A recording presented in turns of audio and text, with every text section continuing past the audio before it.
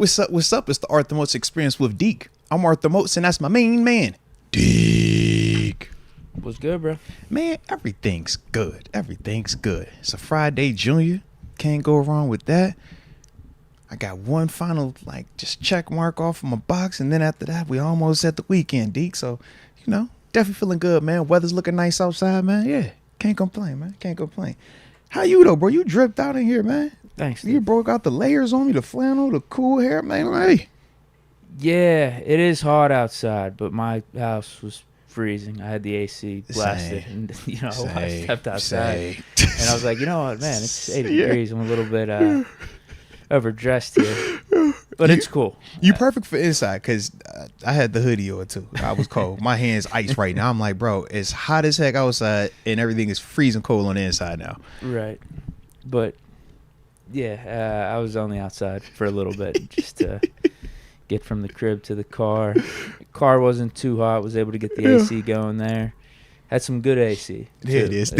I'm gonna say quality AC. I feel like you said not all ACs are created equal, man. I feel like that's true. Would you agree? I definitely agree. Like if someone says I got good AC in my whip, like you know what that means. Yeah, it needed to be. I wanted to feel good. Like, whoa, yeah, we nice and chilly. Ooh, here we go.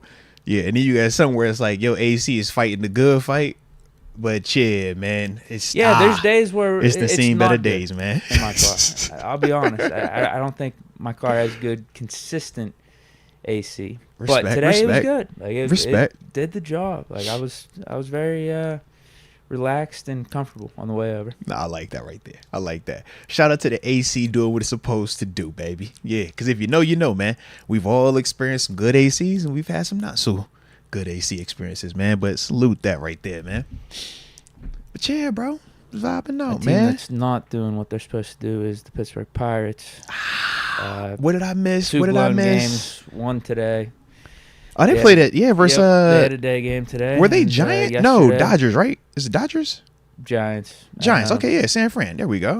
Yeah. I was like, no, it was one of them. Yeah, absolutely blowing these games. It's a disgrace. Like these should have been 2 dubs. I look up. I don't know. It was 9 or 10 o'clock last night. I'm like, oh, the Pirates are still on. Let me check it out. Mm-hmm. I see 10th inning, and we're down 9-5.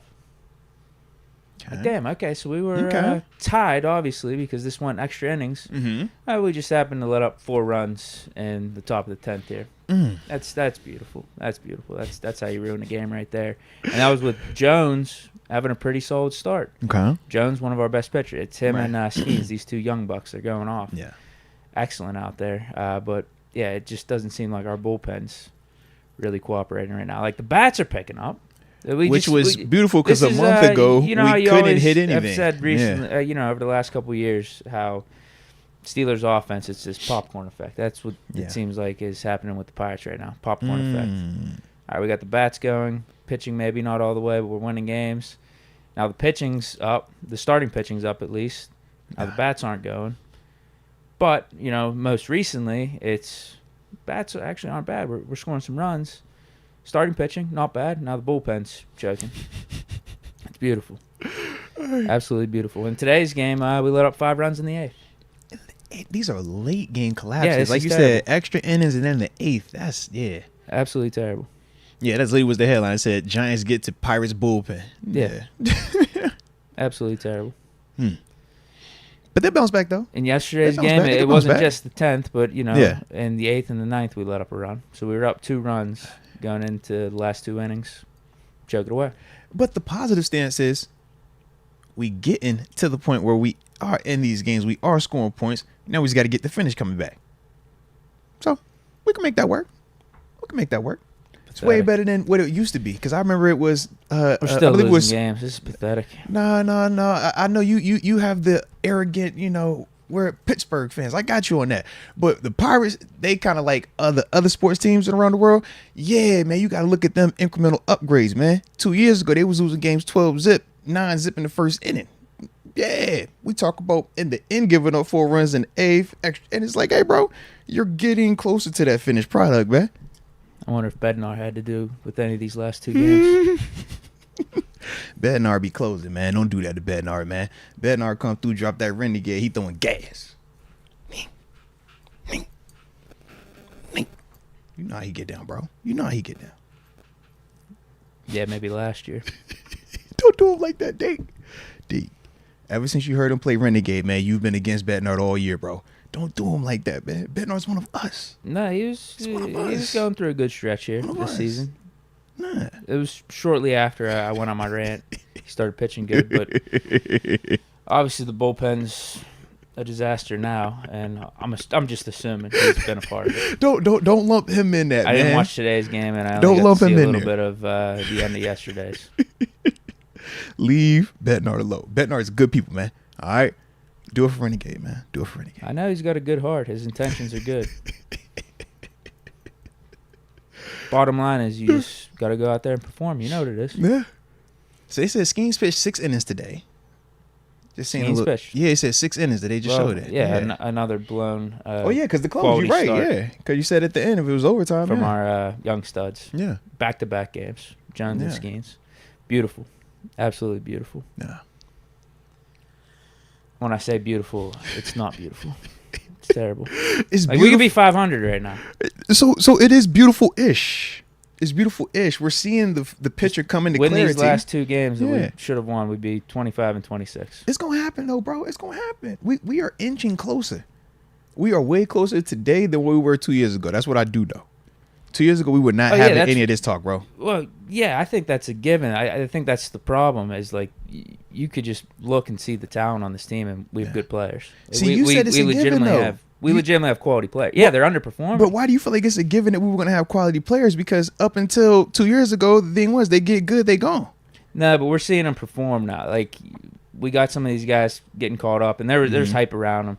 I think it's different if Skeens is struggling a little bit, or Jones is struggling a little bit, or if we haven't seen O'Neal Cruz be really elite out there at times, or Brian Reynolds, be an all-star. Yeah. Like, we got quality guys. Sawinski hitting home runs like he has in the past couple seasons. Now he's not really doing anything. Like I think it's different if we haven't seen these guys like actually be good. Yeah, but they're all young players. What you saying too, though, right? Yeah. Good portion of them. Name no, it's probably the oldest one of that group that you just named. Our youngest players are our best players. Jones and Skeens. So with you gonna have some of that. But the old heads got to get right too, though, because it sounds like the young dudes at least are putting them in position. If these are blown and extra innings are in the 8th and 9th. That's the relievers. I don't know who's our relievers necessarily in terms of age. I know we got Chapman out there, Bednar. He's supposed to be a veteran. But Chapman and Bednar are veterans, if you think about it. They both been in this league for a little while That's now. what I mean, you got to step up. So that's why I'm like, the veterans, it sounds like we need them to pick it up a little bit more. Yeah, either way. Drafting good, though. Disappointing a little bit. Drafting good, though. Especially after our start and how people were talking about this team heading into the season, too. Potential wild card team, potential playoff team, 80-plus wins. Yeah. We could still do it. We're not too far off. 23, 28, that's not the end of the world, but we could easily be 500. These are 2 games we should have won. We should have won, yeah. Easily. I just love the new expectations, though, bro. Like, you're not even hearing how you talking about the squad right now, bro.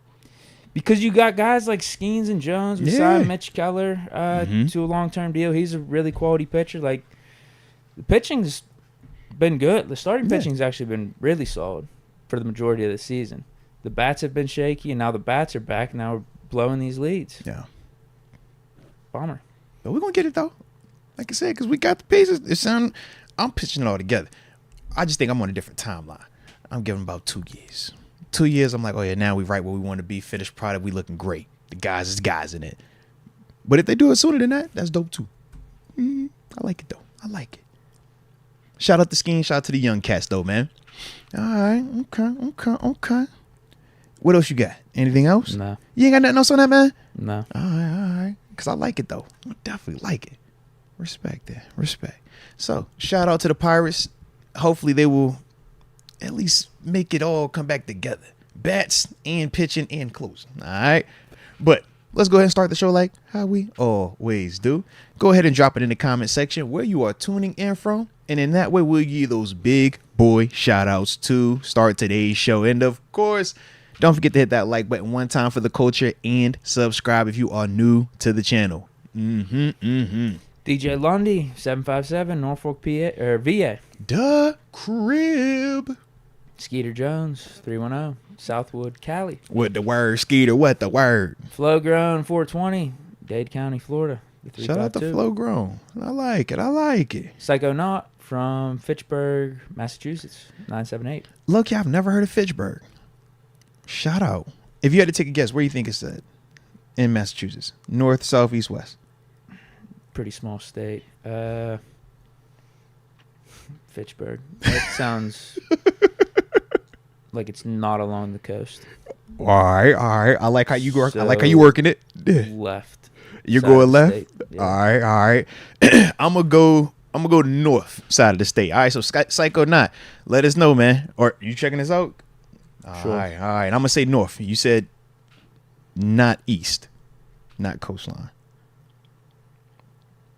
It's looks like middle north. I think so. Did I get it? I don't know. This isn't a good map.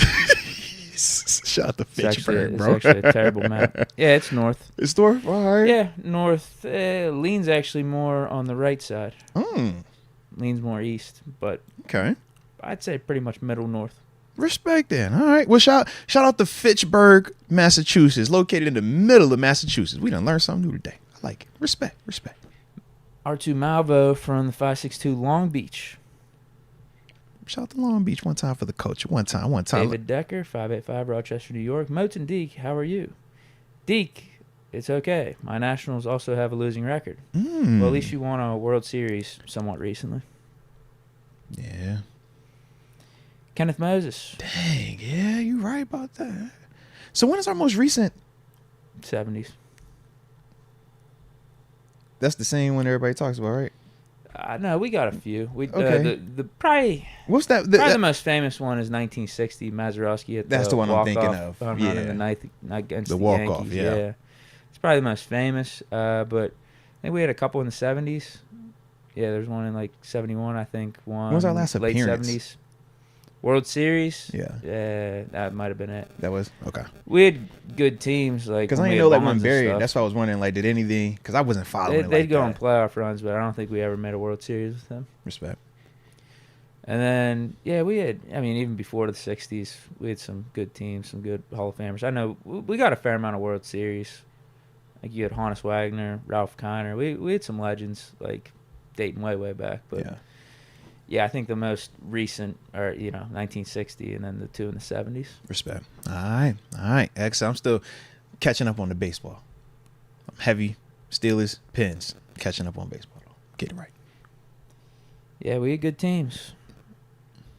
A lot of Pirates legends, man. A lot of them. Oh, yeah, facts. Valente, Stargell, Mazeroski. Pirates are on brand, bro. We talked about Sandy. that in terms of, like, just marquee baseball franchise. Like, they in that convo. They got the iconic logo, got names. Cheyenne Law, 901 Memphis. So ready for the season, man. Shout out to Memphis. Let's go. Now we ready for the season as well. Shout out to you, Cheyenne. I'll say a few more.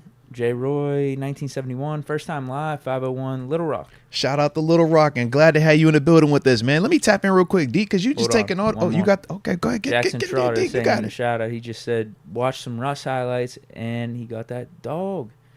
Especially that Russ and Sutton connection. It's wild. Russ also had some of the craziest thoughts I've ever seen. Shout out. Yeah, man. I'm glad that you did go back and watch some of that Broncos tape, man.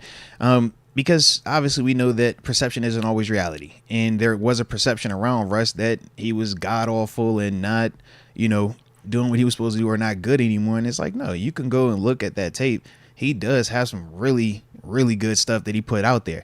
But at the same time, it's like, yeah, we know that the situation wasn't the best, and he could have been better in certain elements also. But there is a lot of good tape from Russ in Denver. If you take your time and go out there and look, man. So shout out to you for that, baby. I like it. But let me get a couple of these real quick, though, D, because I got the homie Alan Vigil tuning in from the 361 Corpus Christi, Texas. One time for the culture. If you know, you know. Tom J. Plenty of Steelers fans in NorCal. The Sham 07 LFG. And he has the Steelers and says, obviously, we travel well, and you better believe it. Then the potato chip bag. Newport News, Virginia, a.k.a. Bad News. Coach T Stomping Grounds. Yes, indeed. Then we got, Maino. I see you in the building, the 413. And he's also in the building. Jackson Trotter in the 515, Ames, Iowa. Shout out Tyrese Halliburton. All right, yeah, because game 2 should be tonight. I think, yeah. It should be tonight. So we'll see if Halliburton can seal the deal, man. Had a chance in game 1 to get it, but we'll see what they do tonight, man. And then I'll end it with the homie Phil Need in the 484 Kennett Square, PA. Shout out to Kennett Square, PA as well, man. Definitely like that. And shout out to you, Stan Claire. Also, he said he rewatched TG's interview with us yesterday. Said it was good to hear it even the second time. Shout out to you on that one, man. And for, some of y'all that have not seen it already, there's a little bit of a clip going around at TG exploring the Pitt locker room. All right. If you're bored, that was pretty funny.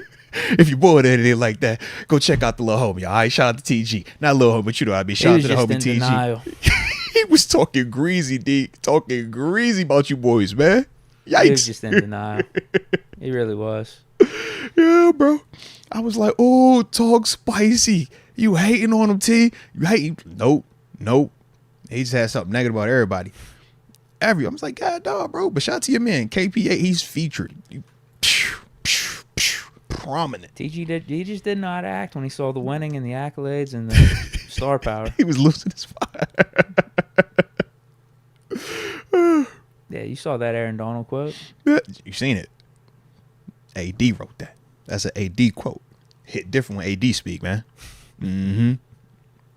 But yeah, TG, yeah. So like I said, if y'all bored, y'all want to see what it looked like with West Virginia guy getting into a Pitt locker room, man. It was real interesting. How many? Yeah, no, not this year. No. I'm gonna leave that one alone because he said 3-8. Not this year. Nah, we should be better. We're gonna have a better quarterback situation. Yeah, he trying to play. He was playing with. I'm not gonna go crazy with the expectations. I'll go at least 500. I think a bowl game for us this year. Okay. I'll go with that because last year was dismal. I'm not even gonna front. That was terrible. So we got to recalibrate. We had a lot of quarterback situation going on. We're back to kind of where we were before KP8. Yeah. Even worse, though. I don't know. Last time we had like a 3-8 season because with Narduzzi, we were always making bowl games. Yeah. Over 500, typically like 8-5. Man, yeah, I don't remember last time we went 3-8. Yeah. Like it's bad. That might have been like a once that year. Yeah, that was the year we beat West Virginia 13-9. Oh. I don't even think we were as bad as 3-8 though. I think we were like 5-7. Yeah, I was like, yo, I haven't heard y'all 3-8 in a minute, man. Yeah, that was terrible. Like y'all usually are like teetering in the combo, and then something happens. Yeah, but y'all usually in the combo. They should have been at least 500 last year. Yeah. Like that stupid Wake Forest game with that stupid call by the ref where Veyer slid. But clear the first irony down. of it all. Yeah, the irony of it all, bro. Forest, whatever. At least we got the upper hand in the more meaningful game. There we go. The ACC championship. The highlight can't get undone. So, yeah. I'm trying to think if there's any other stupid losses last year. I mean, the West Virginia one. That was. If we just. I was going to say you can let that one go. Start one of our other two quarterbacks on the roster. Time out. You started a guy that's been on the NFL roster though, bro. You had an NFL. The guy has signed an NFL contract. He was starting their quarterback for you guys. Just remember that, man. All right. He signed to the Steelers, in fact. Remember that. He got an invite personally. We know that's not the hardest thing to do. But the Pittsburgh Steelers gave an invite him for a rookie tryout. The Pittsburgh Steelers gave him specifically an invite. It's a lot of college quarterbacks that don't get invited to NFL training camps or NFL rookie mini camps. He got invited. It don't matter what position. He got invited. That's all that matters. I'm a bet. He got invited, bro. This Alabama dude. Don't do that. Don't do that. Get at least a rookie invite. Oh, don't put that against him, man. Because Djokovic, he did it, bro. Djokovic did it. He got his invite, and he wasn't a late invitee either. He got his invite on the early tip. It was a headline. We specifically saw his invite come across the headlines. You're right. That's all it was, a headline. It was though. That's all it was for. Because we both were like, oh wow, all right, I know this one. Yeah. So that's what I'm saying, man. You had that type of caliber player. That type of caliber athlete, an NFL caliber guy, quarterback starting. Now everybody can say that, man. Come on, dude. Now everybody can say that, bro. AJ Martinez, Najee to Dallas. One of the talking heads is saying it. Oh, that's right, man. Shout out to AJ. He came through a little Dallas early. Should turn him into an every down back. Oh yeah. Hold on, I got another one from AJ too, man. Even earlier. Shout out to AJ. This was at 10 a.m. this morning. Shout out. Yeah, bro. Shout out to AJ. He says, the bird getting the 2026 draft. Freak, yeah. Hashtag, here we go. Shout out to AJ. Yeah, he was turned up. early in the building, man. Definitely love the energy as always, man. And there was a couple of y'all in here earlier with AJ showing love to him as well, man. Salute y'all also. Then Rod Dollar also salute you as well, man, because he did shout out the homie Mike Adams. Obviously right tackle used to play here, was a second round draft pick, I want to say, out of Ohio State in 2013. It was like 12. He's like 12 or 13. He was a draft pick, tackle out of Ohio State to come here with us, man. But yes, Rod Dollar, he was out there, man, getting activated in the flag game. In the pitches, we finally got pitches, so we're gonna start dropping some. All right. But shout out to Mike, caught the pick 6 on Shea. Got Shea benched in the game. You remember when TG was talking, right? He was like, "Yo, Shea was at quarterback, threw a pick." You see, it's gonna be some pitches out there. I'm literally like, "Yo." He's running. He's like, "Yo, this for real. Like, you really threw it right to this man, bro. It was craziness." But shout out to Big Mike, though, man. Mike then slammed up. He Yogi Master now, man. Might have to have him on the show, too. Talk to some of them, what he thinks about some of these young O-lineman cats as well, man. But salute the homie, man. And salute you, Rod Dollar, because you stay tapped in with all them Ohio cats. I like your energy, man. But I guess he is share a line, though. So he probably should be tapped in like that. That makes sense. Did he share a line today? I ain't even peeped, did he? Rod, I about to say, was you sharing a line? Or yeah, where was you at today, man? Let me go back up and find the homie real quick, man. No, the show don't feel right if Rod ain't sharing a line. Where you at, man? We sharing a line. Come on now. Tito Good Vibes says, shout out to the best live Steelers show. Nah, respect, man. It's only dope like that because of y'all, man. Y'all make it as dope as it is, man. So we appreciate y'all all the time. President Nitty says, I'm finna quit my stupid wage slavery. Hi, fellas. Okay. Said he gonna quit it, huh? Respect. Switching up jobs, switching ain't nothing wrong with careers, that. Ain't nothing wrong with that. Is that what he's going for? Hey, he said cut the cord, man. Go ahead, man. Venture out, do something that you more passionate about. Ain't nothing wrong with that. We're gonna need an update because he hasn't done it yet. Yeah. So yeah, keep us tapped in. Let us know. I'm not man. giving advice one way or another. Oh, I don't know his situation. I don't know his financial situation. Oh, you're right. Like, I'm not. We be over here. I'm not gonna be sitting up here saying like, bro, you won't do it. Hey, cut the cord, boy. You straight. And then the bills come. I'm not giving any advice. I'm interested in his story. Yeah, you right. Don't listen to me either, man. All right, I was in the moment. All right, in the moment, I've told Deke before, like, yo, bro, advice. Like, don't be hesitant, like, yo. Because if you don't quit, that might be the better path. It could be. But you also would have to live with the thought of never knowing if it was or was not. Yep. The trade-off of life, the paradox of life. Right absolutely. The fear of failure versus actually going out there and experiencing if you will fail or maybe have success, man.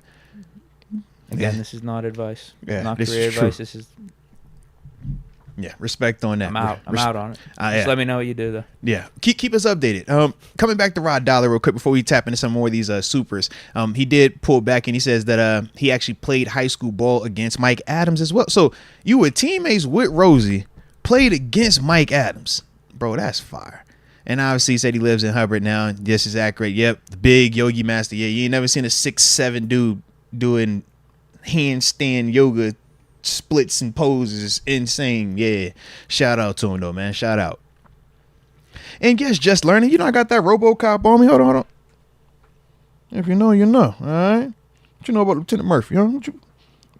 You way too young for this. You're way too young for RoboCop. This is like peak 90s. Like, yeah, bro. RoboCop. I remember I was probably like 6. Pops took me to the theater to go see this joint. Yeah, bro. RoboCop 1 and RoboCop 2, bro. Shout out to RoboCop. You'll like it. Yeah, but it's old school, bro. It's 90s. Yeah. Not on my list, unless you think it should be. No. If you start getting into the RoboCops, now you're into like the deep cuts. You're into like some like 90s classic type stuff. Before we get to that, like you got major ones to check. Yeah. Friday, this is like you really bought that movie. Those are the like, two. That's the main. Yeah, two. You get them two, you good. This is like you bought that movie like you know what we know. Bit. Yeah. So I gotta go Rocky after. Right. So like Rocky is around the time of like RoboCop. Is around the time of like the original Predator. You think about all these different Predators, aliens, and Predators that come out. The original one dropped right around the time of RoboCop. So these are all like deep cuts like that. You know what I mean? So yeah. But bro, you got the ones that you supposed to have. Rocky before RoboCop. Yeah. For you, yes, yeah. Because Rocky's way more of like a socially like everybody's gonna be on board with that type of thing. Anything before Rocky. In between, We got Friday, Coming to America. Yeah, Coming to America, Rocky, and Friday are like the main three for you right now to like start off. Yeah. Before we could talk any of like the like deep cuts into a New Jack City, or what about a Boys and no, we ain't there just shit. Before we can get to any of the, all right, do you introduce a RoboCop? Like nah, we ain't on that just shit. Like start with the staples first, and then once you get them, then we start venturing out, because you might see something you like, you might see something that you don't like, but either way, it's gonna give you some more direction with it, bro. But them the three first though. Knock them three out. Jeff H is saying Rush Hour. I did see one of the Rush Hours, I think. Did you say one of? That's what I mean. I know you ain't just say one of, bro. I don't think that counts, because like I don't even think I remember. Who'd you kidnap? Chelsea Clinton? Come on, bruh. What you want, man? Hold on, let me get that 10-10. I need 100. And then I need that. Hey, you want any fives with that? Hey, who am I on the phone with right now? Come on, bro. You ain't seen Rocky? I mean, not Rocky. You ain't seen Rocky Allen? I think I saw some of one. Come on, bro. But again, I don't think that counts. Uh, It might have been on TV, and I got 10, 20 minutes of it. Deke, I'm gonna do something right now, right? Don't judge me, but when I do this, if you ever get a chance to watch Rush Hour, and anybody that's seen Rush Hour is gonna know exactly what it is. Okay. Oh, when you walk by every night, talking sweet and looking fine, oh, sucking inside, and baby, I'm so into you, talking sweet and okay. If you seen Rush Hour, you know exactly what I'm talking about. All right, you know exactly Rush what I'm Hour talking before Rocky. They're different, so I don't think it matters one way or the other. I think if you want, They're tier 2 though. no, but they're tier 1 in their own regard. I know, but in terms of my list of what I need to get to here. Yeah, but Tier Rush 1 Hour should be like that first one up Friday after and Coming those to three. America. Yeah, after that's those like three, the easiest to get to. yes. But then after that, Rush Hour is definitely next up. Okay. Yeah. Triple double. I super chatted 6 weeks ago. We should draft Plumlee late. We ended up getting him undrafted. This kid is super athletic. I'm a huge fan. What's the chance he makes the 53-man roster? Hold on. Let me. Oh, all right. I'm catching you up now. I'm catching you up. All Good right. question. You'd have to beat out Kyle Allen. Well, put it like this, man. Actually, I ain't cut you off. My bad. I think that's how he makes it. He's not getting on over Fields or Russ, and I think we're only going to keep 3 quarterbacks. Now there's that new third quarterback rule, so it doesn't hurt us to have 3. You could dress 3, and it doesn't count as a roster spot against you on game days. Yeah. Yeah, there's no way he's beating out Russ or Fields. Kyle Allen, you would assume, has the upper hand just because of his experience being in the NFL. Mm-hmm. And I think, even though I don't think he's that good of a player, I think that is valuable to have on game day and just around throughout the week in a quarterback room. Mm-hmm. But if Plumlee can go toe-to-toe with Kyle Allen through OTAs and training camp and prove to be almost as good or just as good of a player or quarterback in this system, then I could see the Steelers going the youth route because it'll be less expensive. Yeah. All right. See, I was thinking about too many different things. I was like, I wanted to get to this, and then it was pulling up with the day going Rush Hour over here. Shout out to y'all in the chat with the Rush Hour. All right, I'm not gonna get distracted. I'm just gonna say shout out to Bust Down, shout out to Tom Jade, shout out to Jacob Maris, shout out to Taylor Made 3906. All right, y'all know what y'all know. All right, shout out to y'all. But now I'm back to you. Triple double. Love the name, by the way. Yeah. John. Was it John Rice? Let's say his name right. John Rice Plumlee. The thing that I like about him, and the thing that I think is interesting about him in comparison to Kyle Allen, is the athleticism.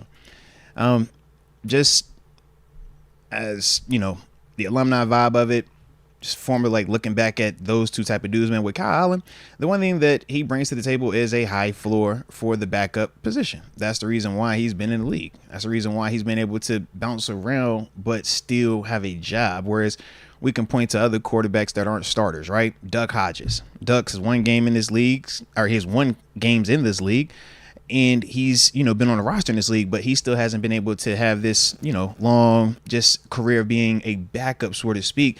And that is why I say it's more of a testament to Kyle Allen and his style and his floor, because it's not just a 1 or 2 flashes in the pan. It's like, when you need a dude in these type of scenarios, he's been consistent in that vein. So that's the part where, like I said, I think for Kyle, that's his leg up. For John, though, the athleticism jumps off the screen. Whether you're talking about him collegiately, you can pull up clips of him, breaking 60-yard touchdown runs. You can pull up clips of him, doing some of the throwing stuff. And that's kind of why you've seen, is he a Taysom Hill? I think me and you talked about that when we signed him, was like, yo, do we use him potentially in that vein because of the athleticism that is with him?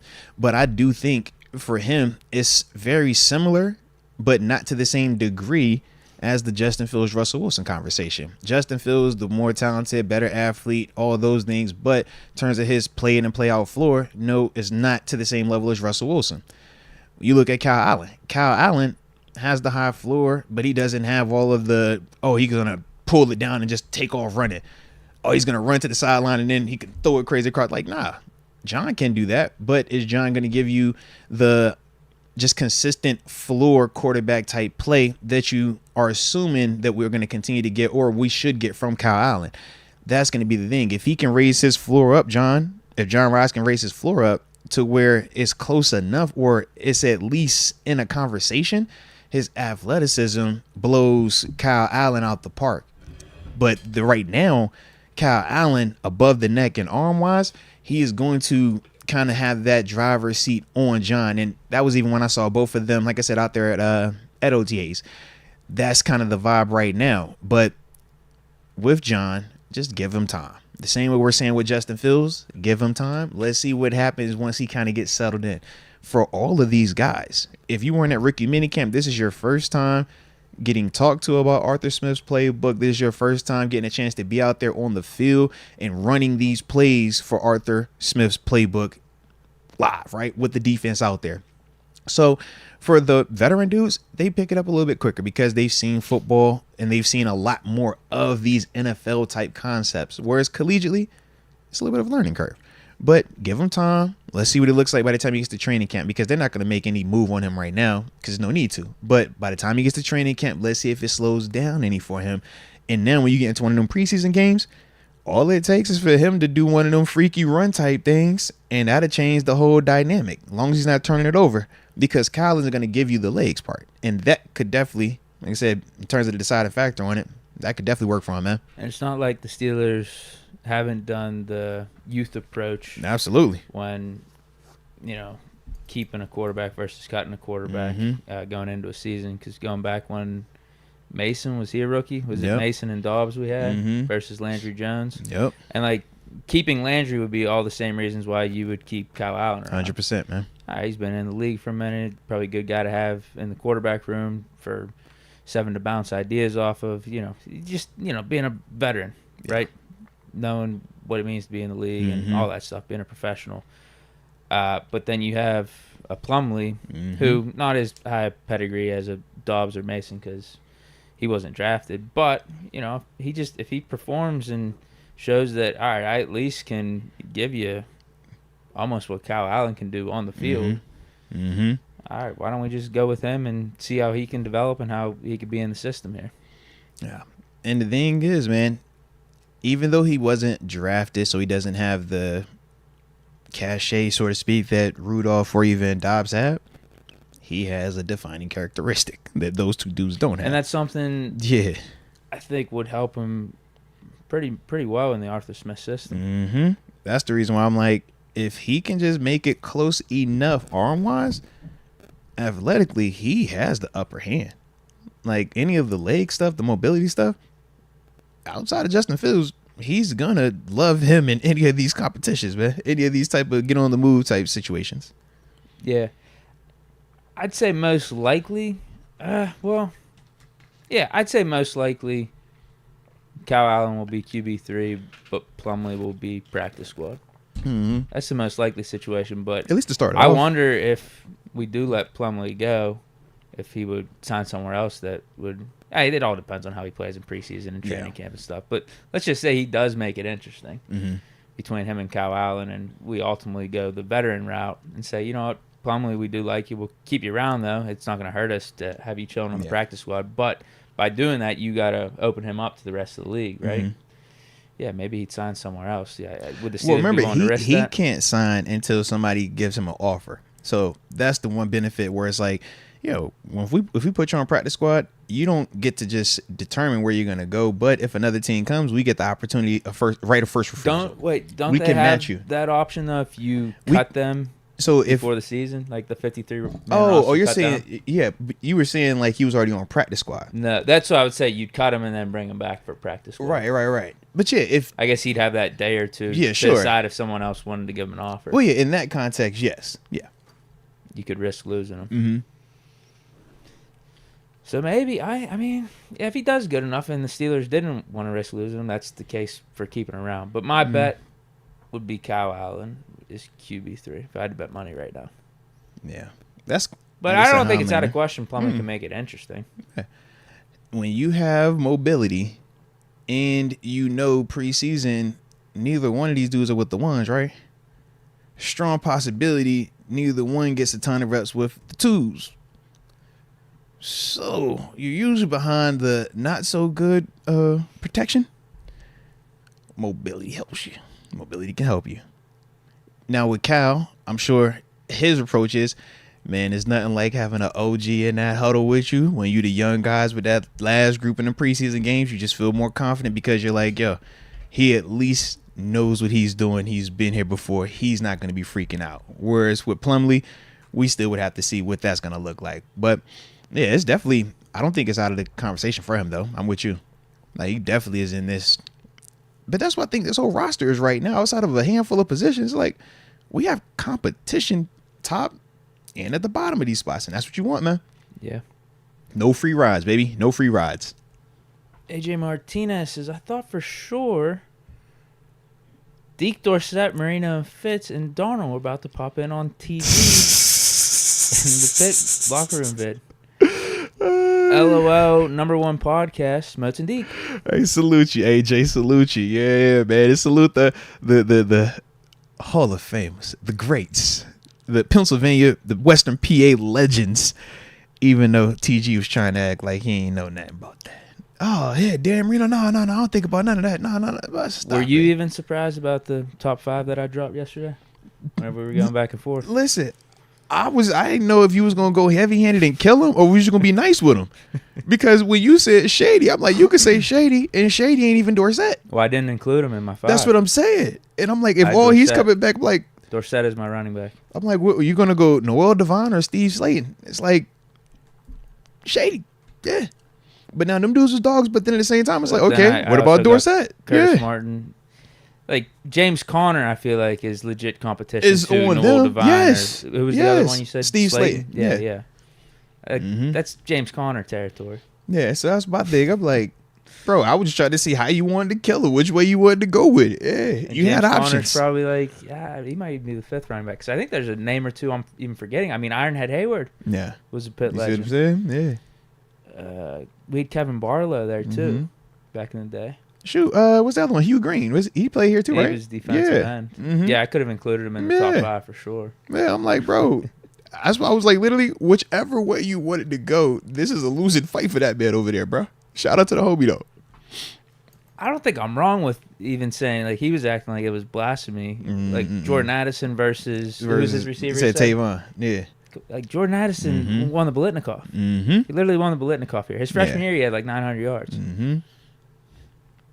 If you don't mind, I would like to look up the stats between the two right now. No, Tavon was nice. It's just the difference is they look at Tavon's He did the numbers running and stuff. he did the Black Mamba. Like you can reverse field, it's the highlights, it's electric, it's that. Whereas Jordan was more of a traditional wide receiver making his plays. So I think that's the difference.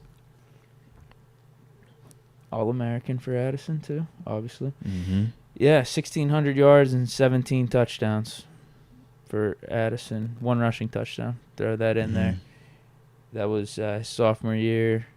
I was wrong. I thought he had 900 yards his freshman year. He had 600. All right. 604 touchdowns. I was adding a few extra yards there. All right, let's see what old Tavon had, though. Tavon might have more over the course of his career. I could maybe give him that. But in terms of single season, I don't know if you beat out Biletnikoff. All right, I'm looking at Tavon Austin's pro stats. That's not going to be that impressive. Hold on. Hey, yo, chill. Don't do him like that. There's nothing to see there. Just a casual headshot. Just hey, take that, Tavon White. Yeah, take that with you. Dang. Yeah, he just stuck around college longer. So he's what, a 4-year dude. Obviously, Addison's what, 3? Yeah. So, you know what? I'll give him his senior year. He had 1,900 yards from scrimmage and 15 touchdowns. There we go. 600 on the ground, 3 rushing touchdowns. He had 1,200 receiving, 12 receiving touchdowns. Okay. That's not bad. And then, junior year was solid. He had 1,300 total yards there, 9 touchdowns. So the question is, if Addison didn't jump to the league and be a first-round draft pick, could he have done that his last year if he stayed 4? Well, he was doing that at USC anyway. I don't even think that counts for me. Yeah. In, Pitt versus WVU discussion. Yeah. Like, I can't count. No, I'm saying because when he did the Biletnikoff, that year was at Pitt. So I'm saying if you think he would have stayed for 4 years, well, I guess he has too much. Well, he had Slovis. He would have had Slovis in 2022. And who knows what person comes, though, in terms of recruits and stuff like that. Maybe with the Addison being there for Slovis' senior year, maybe he could get the ball out to Addison quicker, and maybe Slovis doesn't get hurt and doesn't have the downfall that he had. Because he started out hot, man. He beat West Virginia week 1. Yeah. We were beating Tennessee before he goes down. Mm-hmm. And then he comes back. It was like the Mason Rudolph thing. Whenever Mason Rudolph got hit by Earl Thomas, it just didn't seem the same whenever he came back in 2019. Well, whenever you are on the football field and your helmet is on and your face mask is no longer attached to your helmet, yeah. Usually you're going to have a little bit of a little ripple effect with that, man. But I think Addison versus Austin is like a discussion at least. Respect. It's a discussion. Everybody else you Addison's watch. not even on my. You could have just simply said 10. Larry if you wanted to, and then it's dead this convo. Like, we had Antonio Bryant. You remember him? I do. Back in the 90s. Mm-hmm. He might be our second best. Probably between him or Tyler Boyd or Addison, maybe. T-Boy was a dog now. Yeah, T-Boy was T-Boy was a dog. All right, next super. I think it's what, LaQuatra? Tyler LaQuatra, I think we had?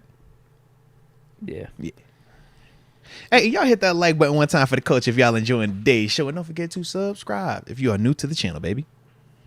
Tyler LaQuatra says, went with a JPJ jersey for my jersey of the year. Oh, excellent choice. In fact, I think that's... I was about to say for certain that's going to be the next jersey I get, Little Man. But I forgot the quarterback stuff. We still got to figure that one out. But he definitely getting a JPJ. Got to get him in that, man. So, excellent. So, hey, did you go with the home or the white, though? I mean, the home or the away? Or color rush? Yeah. AJ Martinez says, I got 2 words for you, Diggler. Black Corvette and Rosalind Sanchez. Watch it next. It's funny as shit. All right. Jackie Chan, cool. Lexi and Tony, your father loves you. Let's go. Lexi and Tony, Faja. Yeah. That's another one. Austin Powers. You ain't got to get to that just yet. Now like I said, we get into the cult classics. Austin Powers was another one of them. Shout out to my Faja. That's my Faja. Out of Faja. Yeah, I didn't see that it's either. Me and it's my mini me. Dr. Evil. Shout out if you know, you know. All right. But yeah, I don't know what the Black Corvette and Rosalind Sanchez. What is that? What am I missing? I'm kind of nervous. Hey, type that in on your computer and see what pop up. No. I don't know. I'm nervous. Yeah, I don't want to pop up on my computer just in case. All right. Yeah, try it on yours. If all them little boxes pop up and little, ads and stuff that we know, all right, wasn't good. President Nitty, I'm a truck driver for a bad company and underpaid. Okay, this is going back to his. Oh, yeah, when comment. he said, he was getting slaved, underpaid, right? But I got money to quit this job. Just seriously drains me and keeps me from my kids. Thanks for the support, guys. That's perspective. All things to consider, yeah. Yeah, that's legit, man. That's legit. Because it's always that fine balance, man. work versus, the family dynamic. I mean, we joke about it loosely, but we deal with it at times. It's always just, all right, man, shoot, I gotta get ready to get upstairs, man. We got this dinner, we got the game coming up. So it's like, I definitely can understand what you're saying, President, in the sense of, yeah, with that truck driving, man, bad company, and you on that road, underpaid, that can definitely weigh on you. And then when you add the added element of missing out on things with your family, your little ones, yeah, that definitely could weigh on you, man. But, take some time, man. Sit on it, think on it. If you're a religious person, pray on it. If not, just make a pros and cons list. All your pros for why you stay, all the cons for why you would, not stay. And then if you were to leave, make all your pros for why you would leave, all the cons for why, you shouldn't leave. And then from there, man, just see which list is more robust. All right. If it's more robust to leave, man, hit them with that, hit it. All right. If it's more on the stand, well, then, yeah, all right, we ain't ready to make that move just yet. But that's what I would recommend for you, baby. But in the words of Deke, you ain't got to take my advice. Don't take my advice, bro. I'm just throwing it out there. That's good advice, though. All right. You gave advice without giving direct advice on yes, no. Fair enough. Yeah, I think that's quality advice. Fair enough. Weigh the option. That's how I just gave you what I would do. That's how I operated whenever, just like, because now everybody's religion. Everybody want to pray. Get you on that. So it was like, all right, get your list. Get pros, give it cons, and let's just make it make sense to me, baby. Make it make sense. Okay, yeah, that was the last super. All right, salute to that one then, man. Salute. All right, Deke, dealer's choice, man. Do you want to go Goodell 18 games or OTAs? I think.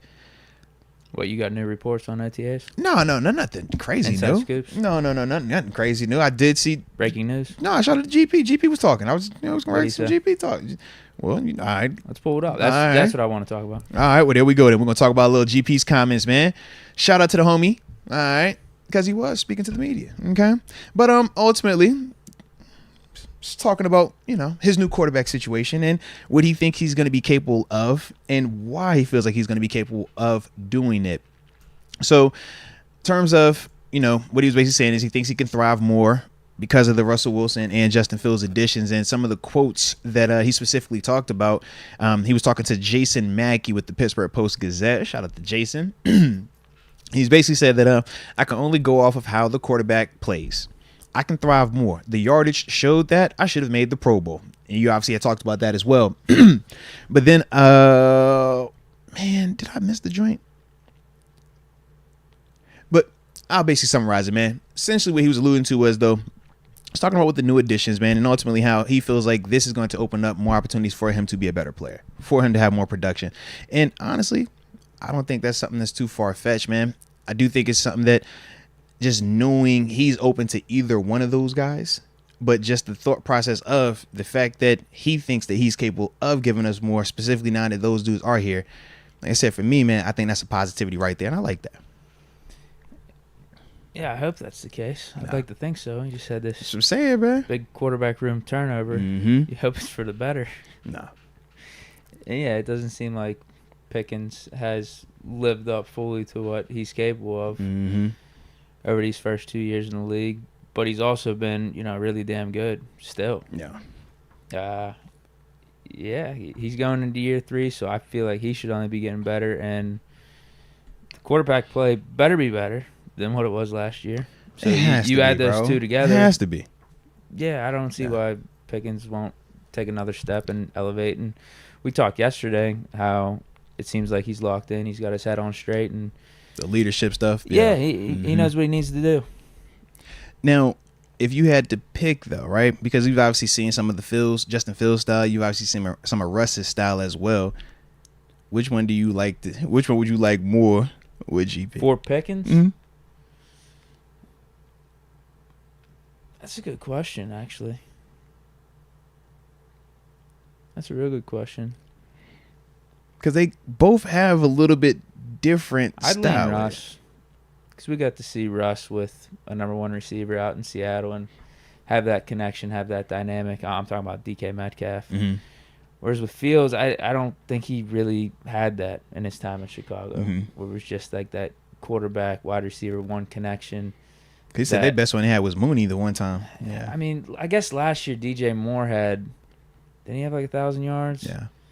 But you also had that Badgett play for, Mhm. like 5-6 games of the season, and Fields wasn't out there the whole time. So, yeah, I don't think there's ever been a point in Fields' career where it's like you got a receiver that you could associate with Fields. Yeah. Whereas with Russ, yeah, for a 3-year stretch, Russ and DK, like that was a little dynamic duo that we talked about. So that's why I would lean Russ, because he's been there, done that, and had a serious connection with a franchise receiver. And there were times where, defense, you can't really do anything. Yeah. And it's just going to happen. Yeah. I'm so back and forth on it, bro. Like, I feel like with Russ, all that you just said, I love. But then I just think of, I'm like, yo, is that just going to still keep him more of the down the grass vertical, which is still dope. But I think of, like, the Fields element of him extending plays, along with the ability to actually pull this thing down and how he can take off. And I think of more so how teams try to defend Lamar at times. Because of the legs, it almost handcuffs you at times with certain coverages.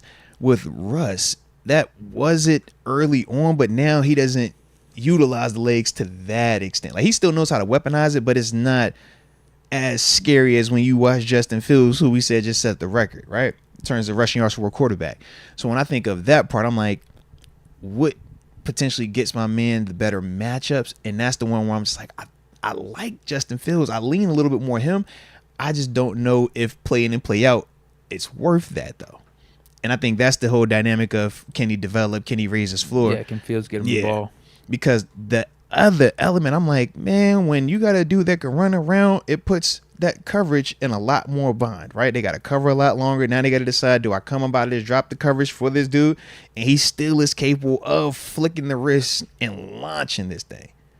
So that's why I'm back and forth with it. But I feel like Russ is like the safer pick. And I think that's kind of why we're even anticipating where it's like, all right, Russ first, then the Fields convo. But I'm like, I think Pickens and Fields could really be spicy, just because of how dynamic Fields can be. Yeah, I feel like that's just all dependent on Fields. Yeah, improving as a passer. Because, like you said, with the legs, could it provide better matchups for GP? It should be able to provide better matchups for everyone on the offense. Yeah, it should. Yeah, like a GP exclusive type of thing. Yeah, the thing with Fields is just, can you become a better overall quarterback and a better overall passer? Then you could be really dangerous.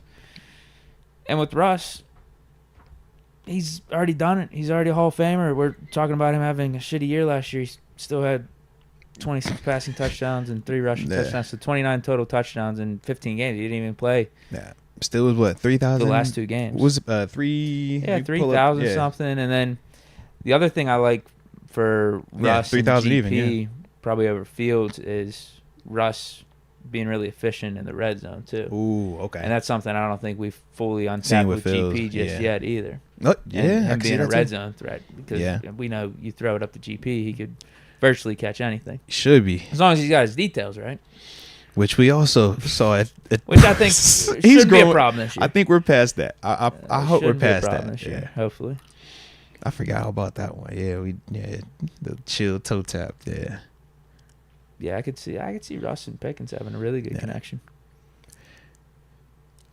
Fields, I could see him having a good connection. Is scary I don't think it necessarily has to be with Pickens. I could see Fields being just a flat out right good quarterback. But again, that's more on him just being better. Yeah. Overall.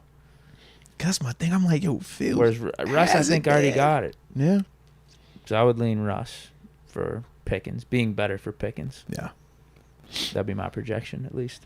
All right. We're going to find out, though. And that's the beauty of it. But it literally just had me thinking of it when I'm just listening to Fields talk. I'm like, okay, they both nice. They both bring certain things to the table. And even though Russ is way more effective or way more efficient in the red zone, part of me still is like, yo, Justin Fields, if I'm a defender, I'm like, that's a little bit more scary to me in the red zone. Well, that goes back to what we were talking about yesterday with TG. Mm-hmm. I could see the Steelers doing some type of scheme or some type of formation for Fields. Because you can even look at his Chicago tape last year. I'm never going to be a fan of it. But you look at the Chicago tape last year, and he has walk-ins off of zone read in the red zone, off of play action, off of naked boot, just because of the athleticism and how you have to play and account for his legs, man. And in that red zone, man, when you add him as a runner, now defensively, that kills a lot of what you try to, bank on having the numbers for. Because now you actually got to account for this dude. We don't have that free defender anymore. So, yeah. But nah, salute it, though, man. Salute him. Good question. Nah, absolutely, man. Shout out to the homies, man. Shout out to the OTA vibe of it, man. We did get a little bit of a blip from Coach T just in terms of they was talking about the Cam Hayward absence. He pretty much downplayed it, didn't put a lot of stock into it, but also did not give any indication on contract negotiations or how that's going along either. So obviously we'll continue to monitor that, man, and see how that plays out. Hope it goes for one of them numbers that TG was throwing out yesterday. If yeah. You said 6? Yeah, that would be lovely. That would be amazing. But I won't hold my breath either. All right, you want to go back to the Super? Yes, indeed. Yes, indeed. Colton Troy Fu says, aloha, brothers. Hey, aloha to you, Colton. I'm coming to the Berg for my 4th year in a row. Shout out to Dan Kreider, Chris Fuamat. Chris Fautau. I butchered all that. Chris Fautau. There you go. You gotta just say it fast like Chris Berman. I haven't said his name in a while. So, yeah, that was... I probably needed some practice. Yeah, Chris Faumatu Malufala. And Rosie next. Team fullback. Shout out to Rosie. If you know, you know. AJ Martinez. Dang, 5'5". You on point. Deke. Pitt. Go 990s. Hey, respect. You seen the 990s in the vid too. He ain't want to respect y'all championships. Hey, back TG, he hating on him. He just be hating on y'all. I'm glad you didn't say that a portion of them didn't count either. I left it low, bro. I left it low for the culture, man. I was Team Pitt in the moment. All right, you know I ain't got a lot of loyalty all the way. All right, my fandom can it's flavor of the week sometimes. All right, but yeah, I was H2P. TG flustered when he saw that 9. You seen it? Did you even hear the lyric? I was Sweet Caroline. Yeah, you've had, you know what I'm saying? Yeah. It's like, I know enough. Yeah. Yeah. For a moment there, he forgot about how old some of those 90s are. Yeah. If it's segregated, no, we ain't one. No, don't count the ones, man. Don't count the ones. All right. We integration. If it ain't, it's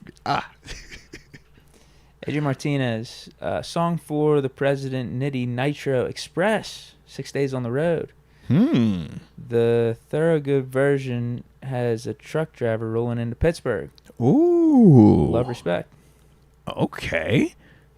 Shout out, man. Giving President Nitty some more listening options. And then also, whenever Fat Pappy drops their single, you also got that you could tap into as well, man. And whenever the album drops, boom, you got something that you can rock out with that as well. Song, so I don't have a timeline for when this thing's dropping. Hey, you sitting this with the Kanye, you pushing it back on it. Ain't nothing wrong with that. Ye do it all the time. Ye said, we dropping? Nah, we ain't dropping today. There's a tweak or two we got there.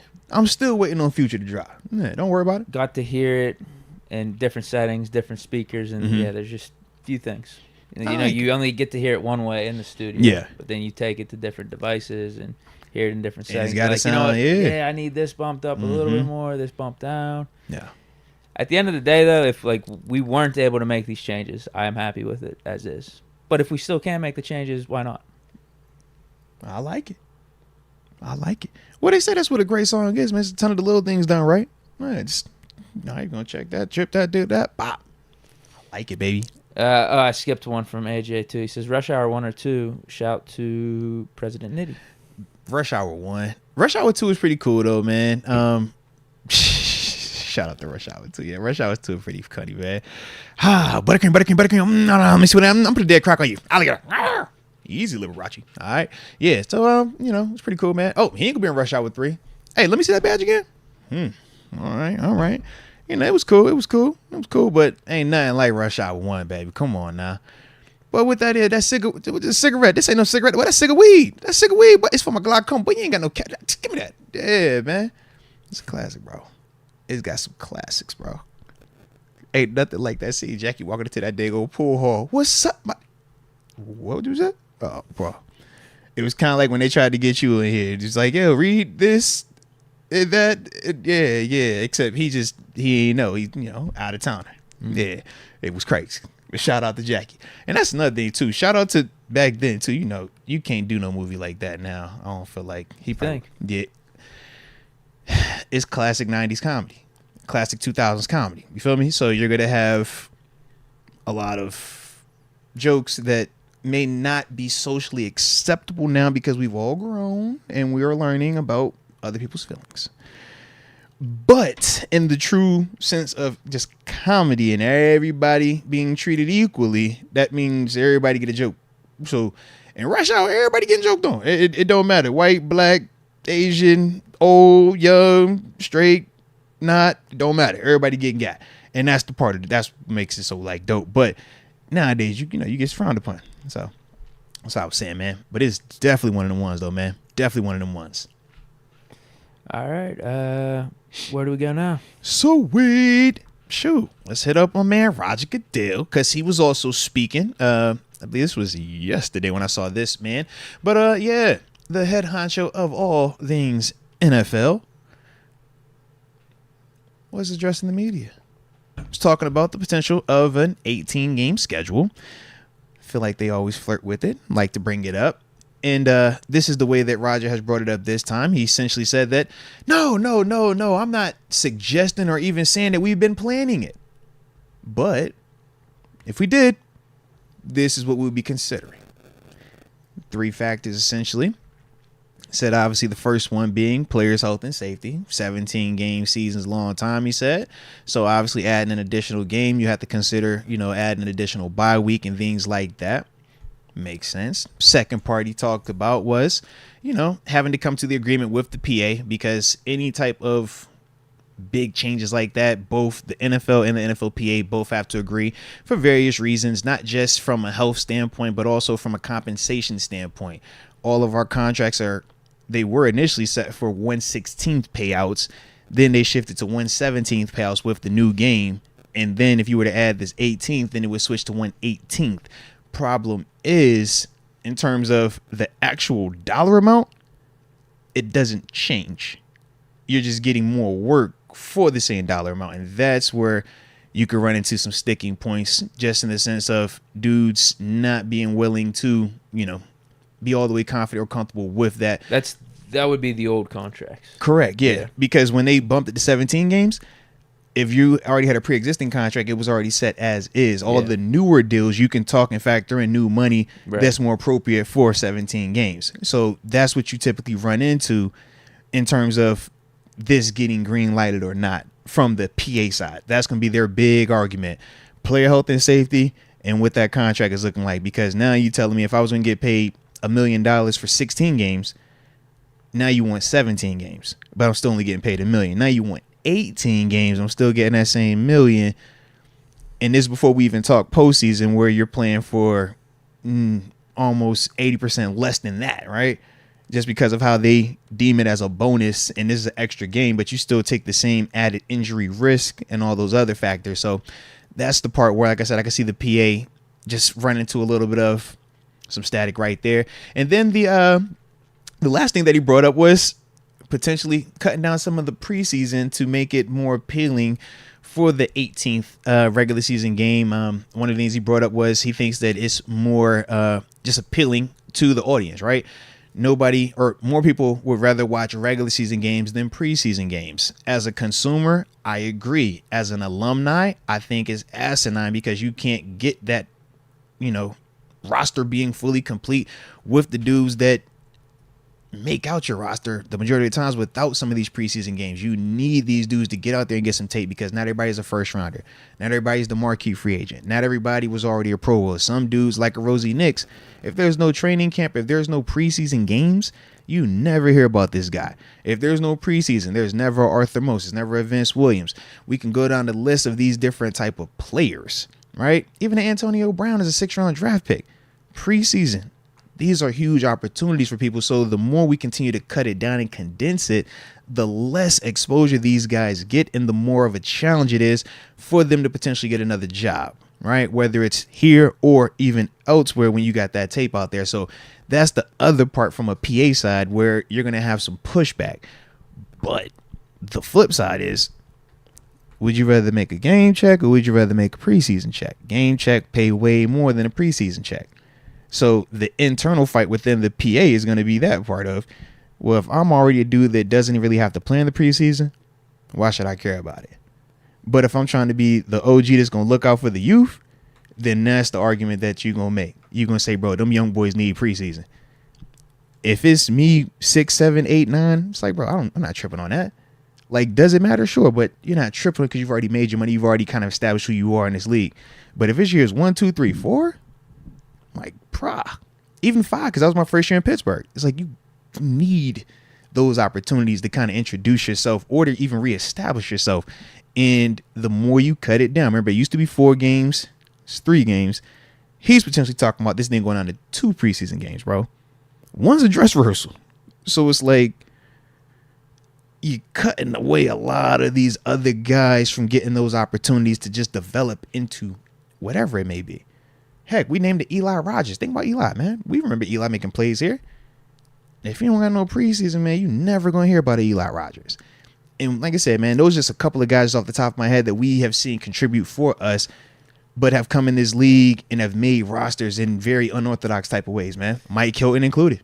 And I'm really coming around to the preseason recently. I don't know if it's because of what we do for a living now, and like how it's interesting, you know, seeing who's going to make the cut. Is there a preseason darling? There's storylines throughout the preseason. Like, I'm actually like invested in the preseason now. Like, I think it was different before I started doing this and doing the podcast and reacting to Steeler games and stuff like that. Particularly too, at that point we had Big Ben, and preseason ain't matter when 7's here, bro. It really did. Yeah, it really did. It's 7, bro. Whereas now, ever since 7's left, I mean, we're trying to figure out this quarterback situation. We're trying to figure out some of these young guys, these rookies, like who's going to step up. Like, I don't know. It's become fun to me. So, just from the standpoint of like, I think it helps the NFL product and the whole like 365-day cycle that they're going for. Like, I actually want them to have as many preseason games as they can. Yeah. I'm not saying necessarily go back to 4, but keep it at 3. I don't think it hurts at all. So his statement is like, it's hurting the product? Is that what he's going for? 'Cause I don't think it does. So the way he looks at it is, he doesn't necessarily verbatim say it hurts the product, but what he's saying is a regular season game is more appealing to the majority of I'll give you the if you have fans to make the versus decision, preseason. if you have to make the trade-off. So, but do you have to have the trade-off? I think for the NFLPA, you're going to have to do something if you want to add another regular season game. And they're just saying, he's saying these are kind of the 3 sticking point areas. Is it you take a preseason game away to add a regular season, or do you keep it as 3 preseason games but you add an 18 game and additional bye week? You definitely got to do the bye. Right. I think no matter what. Right. So it's like I can see some pros to keeping the 3rd game and then adding 18, but because the guys playing in the 18th game probably aren't playing in that extra preseason game, most likely. Well, in a perfect world, sure, but if we were to say right now, Deke, how many guys would you just look at our roster and say he doesn't have to play in the preseason, he doesn't have to play, and they all gonna be started? It's like we don't necessarily feel that. Like, some of these dudes, like, yo, we need to see him, and you're gonna get some of that takes place in these preseason matchups, and those guys could legitimately be the guys that are out there late in the year. But then I also think of typically late in the year, you've had some injuries also. So how do those guys even stay on the roster long enough to get the opportunity to start late in the year? Preseason. Yeah, I'm not a fan of the extension of the regular season games in general. I wasn't a fan of it going to 17. Yeah. I'm not gonna be a fan of it going to 18. I'm gonna watch. We ain't gonna have a losing season, you know that. We'll just be 10-9, or excuse me, we'll be 10-8.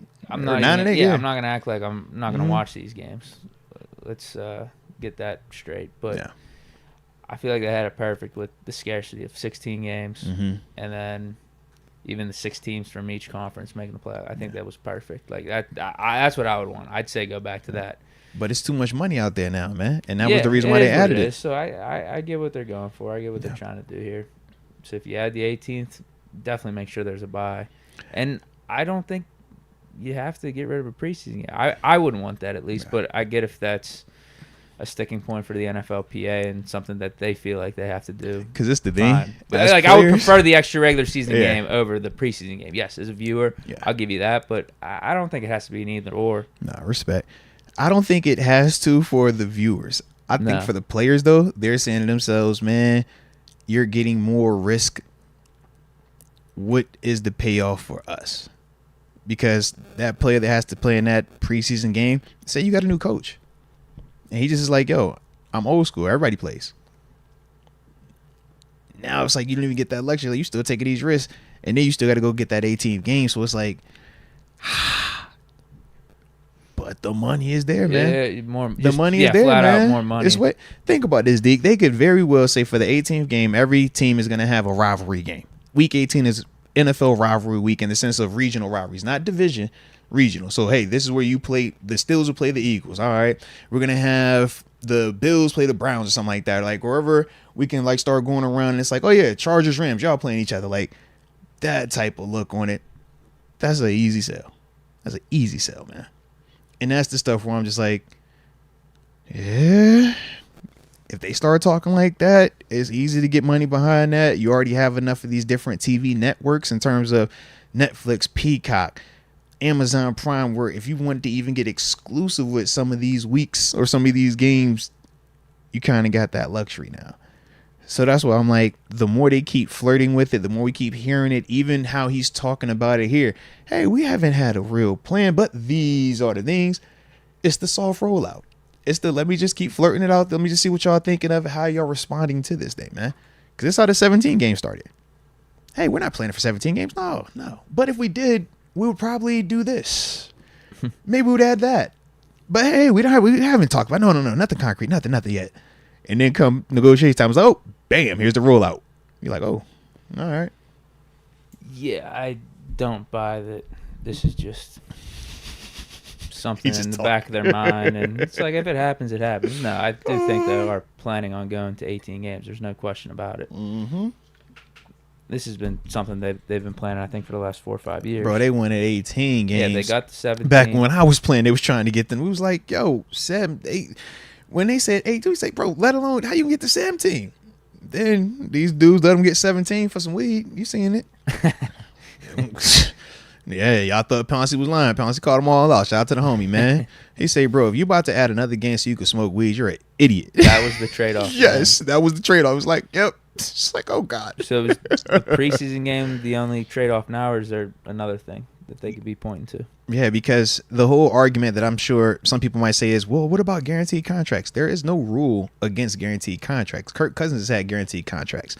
It's just the way that the NFL has went about it, they traditionally have not done it, and we don't have enough players that are willing to fight tooth and nail to take hard stances to really shift that dynamic. So that's why when a Kirk Cousins, did his 3 for 80, I think it was like 3 for 87 fully guaranteed, it was very different, but the number also was different. Usually we want to see 5 for $150 right at quarterback, or 5 for $250, right? And he's like, how much is guaranteed? Only 100, but it just looks good. So it's nothing, like I said, that would hinder that from still happening if people wanted to take that approach. In terms of what else you want on the table. Yeah, what are players looking for right now? If that's what the owners are looking for. So look, obviously they want the 18th game. Players always are going to say, man, if you can get more money, more rest, right? So if we can condense or cut down even more off-season stuff, that's always big because guys love their free time. Guys don't want to have to come to OTAs all the time. That was why it was such a big ordeal. I know when we went through the fight in 2011 or 2010, going into the 2011 year, that lockout, the whole argument was, well, what are we willing to give up? What aren't we willing to give up? And we said that, man, we were tired of your rookie year. Well, my rookie year, if it was a bye week, if a coach didn't want you to leave, he would schedule a practice on Saturday. Or would schedule practice on Sunday. You'd be like, hey, man, I got Monday off, I got Friday off, but I got to be here on Saturdays. Like, where can I go? Whereas now, on bye week, it's mandatory. After Thursday, you got the whole weekend off. Same with OTAs. After Thursday, bro, you off for the weekend. But that's the type of stuff that I think that they might try to fight, try to get more of that maybe. But financially, it's hard because everything is individually based contracts. I know another thing that we fought for in our fight was benefits for alumni, right? The retired guys, not the guys that were 10 and 20 years old. We talking like the dudes from like the 70s, because at the time their health insurance wasn't what it was supposed to be. Their benefits and resources weren't what they're supposed to be. So that was one of our fights. That's maybe something, but the hard part, and this is the fight that we fought even then, is, Deke, you're 21, 22, 23 with millions, right? hey, I'm telling you, hey, you need to cut some of that. Not just for you, not for your retirement, not for your pension, but for them dudes that played 30, 40 years ago that set the foundation, and we all are kind of standing on each other's backs and shoulders to go further and further. That's a hard ass for young cats, man, with a lot of money that are thinking about everything but that. And some of the young dudes are probably even think to themselves, like, I don't even know if I'm gonna be play making it here for another year or two. Like, I got to get as much as I can right now. So that's that. I remember that was a big sticking point for us. I mean, that was a big sticking point even in terms of when dudes make the roster, right? In terms of trying to get them to invest. Man, go 401k, go do these type of things. And it's dudes are so caught up in the right now because at 21, 22, you're not thinking about when you're 40, 50. But it's like in the NFL, man, your shelf life is 2.5 years. So it's like all of it kind of goes hand in hand. So I was like, I get it. But in terms of what the NFLPA side could be asking for, trying to fight for, I think it could shift a little bit more to that. But I don't really see a big like hot topic anymore, because that used to be the whole marijuana part of it. Right. And now that's been that in changed, the 17th game, really. Yeah. It's like, what else? What was it back in 2010 when there was like that pseudo little holdout throughout the offseason? No. That wasn't a hold. It was a lockout because we couldn't agree with them. They couldn't agree with us. Back then, our argument was they wanted to add a game. We wanted to cut down so they wanted off-season that game. Stuff. Yeah, that was 2010, right? Yeah, 2011? that's what I'm saying. They've been wanting to do that. They wanted to get to 17 games then, and we were like, nah. And that was the whole sticking point with the lockout. So essentially, I think we argued about the off-season like availability. It was something with benefits for, like I said, the super like 60s, 70s type NFL players. And what was our final thing? We had one other like benefits type thing, because I remember saying to myself going into my second year, it was like, yo, I couldn't tell what was any different outside of what we like the amount of time we had to be there in the off season. And whenever it was like a free weekend or something, it was like, yo, we actually got the whole weekend now versus I got to be home Saturday or I got to be here Sunday. So that was the big changes. But 10 years removed, the big change obviously in 21 was the marijuana part. Cut down the threshold for marijuana, bump up the added game, cut down a preseason game. Everybody go ahead and play. I think an argument that they could make is everybody has to have grass fields. I think that could work. That'd be a good one. I think that could go. Something that should have already been the case. But if you want to bring something to the table and say, hey, you want us to go out there for 18 games, well, how about you make sure these facilities on the field are exactly what we feel gives us the best for our careers to be elongated. By adding another game, we did the numbers on it during the lockout and in 2011. It's like if you add one regular season game, we start doing the math on a 2 or 3 year span. It's like, bro, that preseason game doesn't do anything compared to what this extra one game does for that player and how it could ultimately cut down their career span behind it. And it's just like, that's going to always be the argument for adding more games. If you're going to add more, you need to do something that's going to make us feel like we're not getting, jet, because for the NFL, it benefits them for the quick turnover. They don't want the dudes to stay 5, 7, 10 years. I got to pay these dudes. Yeah. If I keep you every 2 years and you gone, number one, the fans only love the team. They're not going to love you guys and revolt and back you guys up. And then the second part is I'm always going to have cheap labor. And then we throw this salary cap over top of it. So now we can get the players to even say, hey, should we pay Najee or should we pay Cam? They got billions. But should we pay Najee? Should we pay Cam? 5 mil, 10 mil to the B. And that's, the whole salary cap and how everything has been structured to work. I mean, it's dope. Shout out to the NFL. The business is beautiful. And that's why, in the words of AB, is booming. Yeah. Okay. Yeah. So when is the next bargaining agreement up? So this is the thing.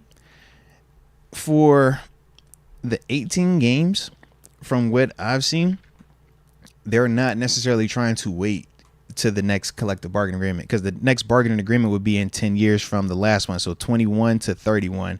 Previous one was in 11. So they still would have another, 6, 7 years left on the deal that they just signed 3 years ago in 21.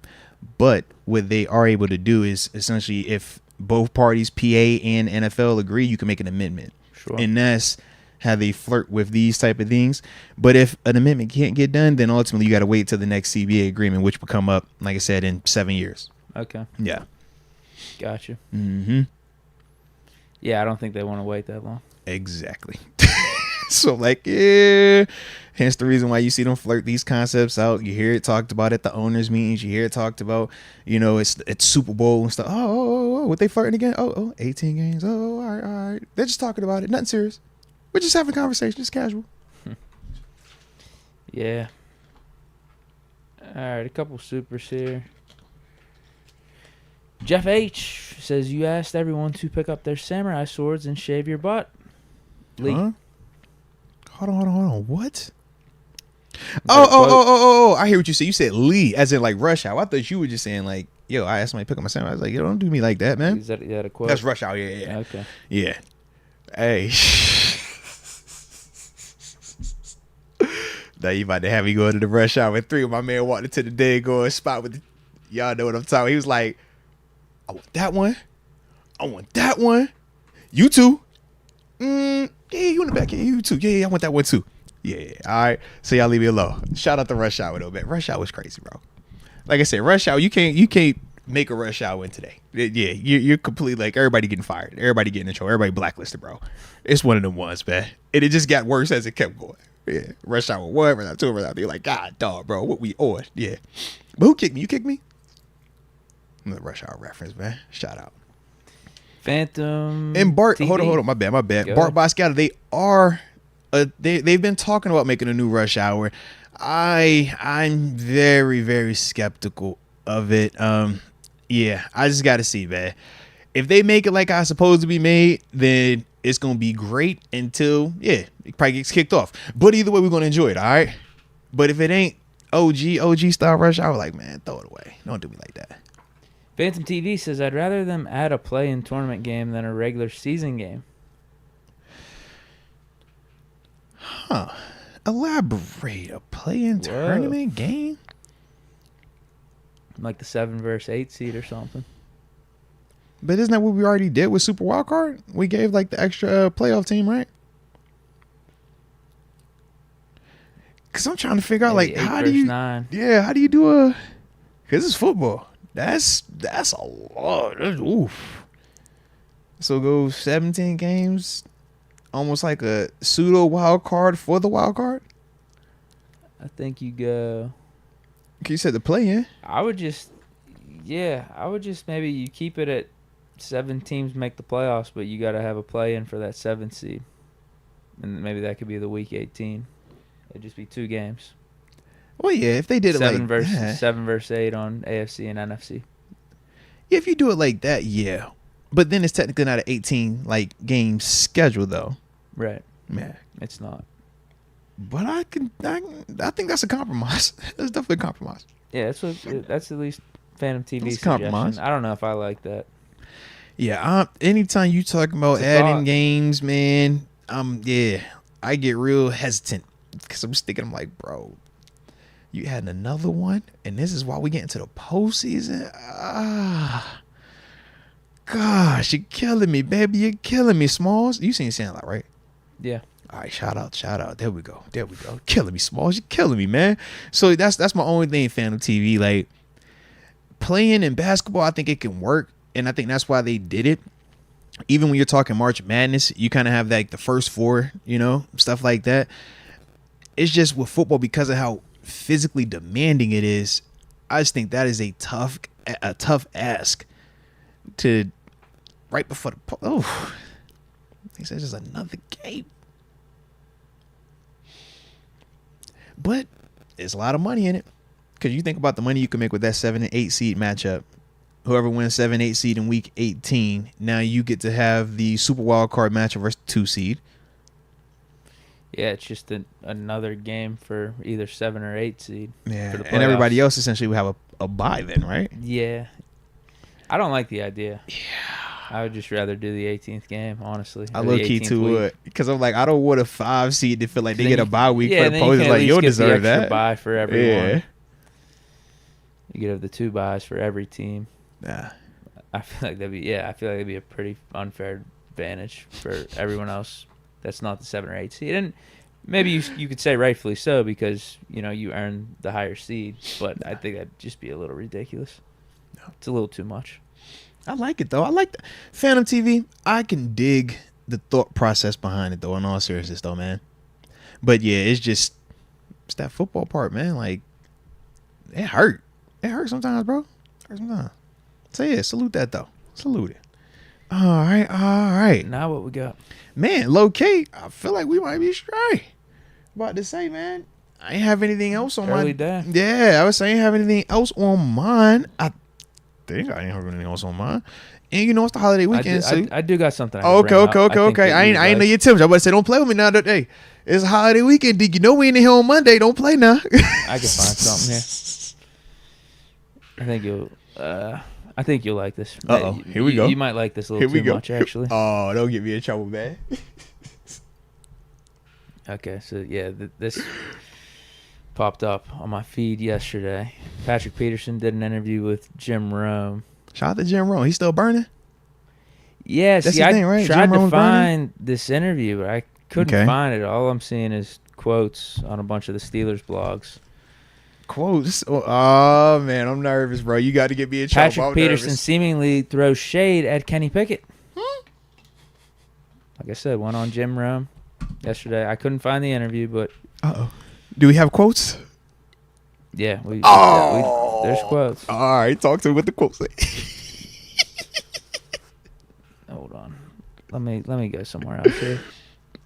That boy said we got some quotables out here, man. Here's another way it's phrased.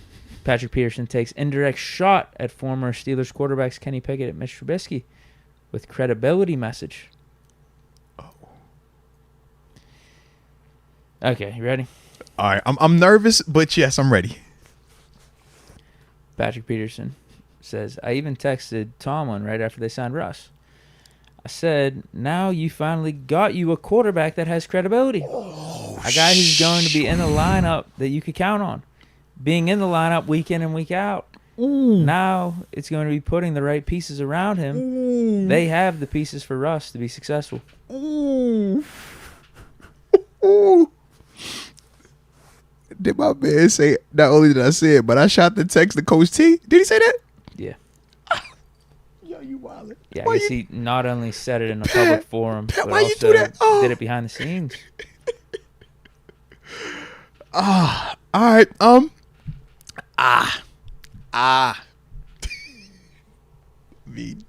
Deke, why you want to do this, bro? Like that. Shout out to Pat P. Did you just want to end the show? Hey, man, I was trying to just keep it light, man. Shout out to Pat P, though, man. I can understand where his perspective might be coming from. That's all. Was there some validity to what Pat P had said? Yeah. I got more info here, too. Oh Lord. What was Tomlin's response to Peterson's text? I'm scared. Pat P says, we got us one. Pat P said that Tomlin said, we got us one. Let's see how the season unfolds. Keep it classy. That's Shout what out to Coach Tomlin T. said. Keep it classy. According I to was Pat P. nervous. I was like, yo, Pat. Oh, you got the block. And Pat P also says he wants to still sign with the Steelers. Oh, respect. All right. I like it. So, yeah, you can't be too heavy-handed then. All right. He says, hopefully I can get something done with the Steelers, but that's the team I definitely want to play for because I have so much respect for Coach Tomlin. And he obviously likes the quarterbacks here now. He said if the other one was the quarterback, he didn't want that smart. That's what it basically sounded like. All right. Okay. I mean, I don't fault him. I promise you I don't. I don't fault him. Yeah. It was just he's talking like a future first ballot Hall of Famer that has made a ton of money and is one of the best players at his position, right? Historically, he did his thing, respect to him. So that's why he can speak as freely as he can. Because boy, I'm like, yo, you high. You can't be talking like that. Why not? But is he wrong? That's the part. It's like, yo, is it nice to hear? There's an extra It's level nice of to credibility hear. with Russell Wilson. But There's is no he doubt wrong? about it. That's my thing. I'm like, shout out to Pat. There was Is he still wrong, though? uncertainty with Kenny if we were Yeah. going to ride with him this year. There's no doubt. Now, I believed in him. I thought he'd get things right for year 3. It's just But great. it's Russell Wilson. How many times, whenever we were talking This is about facts. potentially signing This is Russell facts. Wilson, did I just say, it's Russ? Like, what? I Yeah. mean, I can't disagree with signing him, particularly for $1 million. It's Russell Wilson. There's like, Yeah. you get something when you bring him into your team and your franchise. Yeah. There's something to that. So, I don't think what he's saying is wrong, but he's just being very, very honest about it and open about it. Now, Thad C brings up, an interesting point. He says, y'all going to be mad when KP goes full Homelander laser eyes on y'all. Now, I remember you brought up the potential of maybe Kenny is the guy late in the year for Philly. What if It Pat depends on Jalen P, Hurts getting hurt. and what if Pat P is, here and somehow in our secondary? How we liking this matchup?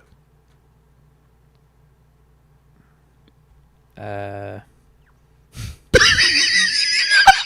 Because you are see you bringing how up it this go. hypothetical?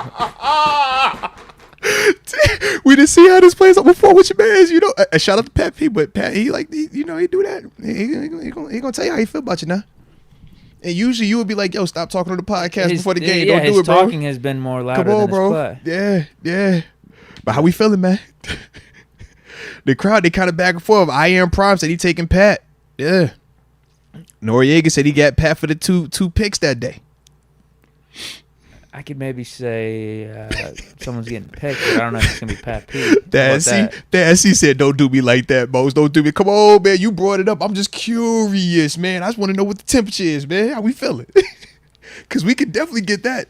And they could see each other. Yeah, they I could mean, definitely I like see our each other. defense against Kenny, but I don't know how much I like Pat P specifically against just anyone these days, really. It's not necessarily a Kenny thing.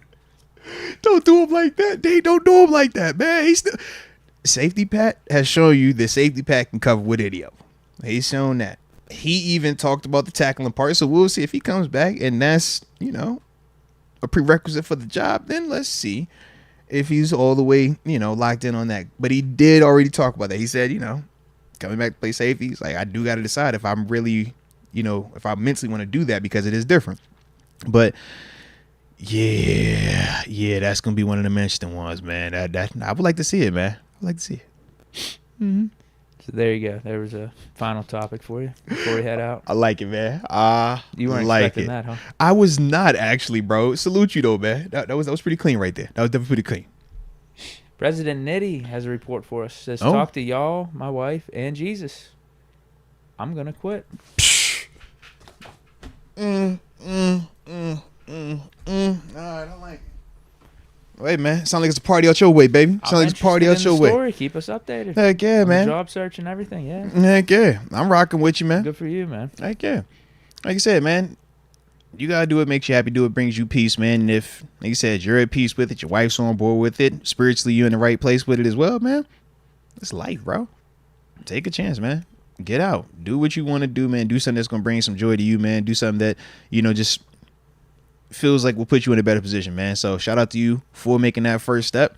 And from there, man, just rock with it, baby. Just rock with it. But I like it, man. We got more supers rolling in. I guess they don't want us to stop just yet. They said, bro, we ain't done just Mike yet. Hood asked, did you hear Fields' interview? He was happy he was picked up by the Steelers, even though they picked up Russ. Do we have any quotes? Because the only quote I remember was just when he was talking about, I did listen to that he interview. wasn't coming here to sit. That wasn't his plan. He wasn't going to sit for the whole year. Like he's coming with the mindset he's ready to compete. He's definitely right on his comment. I don't know the exact quotes. I'll try to find something here.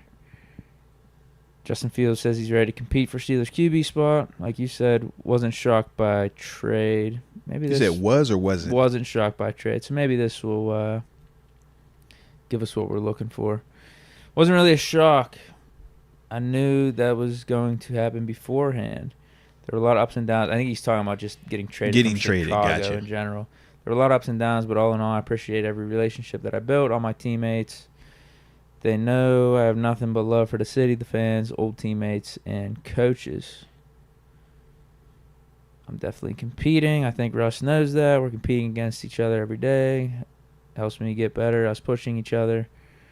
Definitely don't have the mindset of sitting all year. I'm coming in every day, giving it all I got. Blah, blah, blah. Okay. This looks like to be related to, like, being the Steelers quarterback. Says they're professional. No, never mind. This is Tomlin saying it. So, no. Bad article, at least for what we're looking for. It'd be like that. You see me? I was over here that one time. I was like, hold on, man. That ain't the one I'm looking for. Where is that? It'd be like that. Yeah, I don't. This might be a struggle for me. All right, we ain't tripping. Y'all hit that like button while we researching over here. All right, and don't forget to subscribe if you're new to the channel. While we just casual, politicking with the crew.